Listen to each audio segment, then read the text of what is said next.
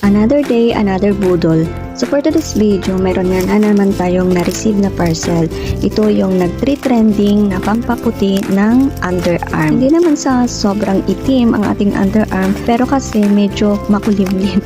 Oo, makulimlim. At gusto natin pantayin yung ating kulay ng ating skin at underarm. So ito nga, dalawang piraso siya, dalawang box. And may kasamang freebies. Ayan, small size. Nung una, akala ko pabango. Kasi parang pabango, ayan, inaamoy-amoy ko pa nga pero wala akong maamoy. At pagkabasa ko nga, ayan, hindi pala siya pabango. Ano pala siya? Deo spray. Sana nga effective ito sa atin para naman bago matapos ang taon, mag-glow up naman tayo konti, diba? Buksan natin itong mga boxes para naman makita natin kung ano yung itsura or laman ng mga ito. Unahin natin buksan itong color orange. So, itong color orange, ito yung exfoliating gel na kung saan nagtatanggal siya ng mga dead skin.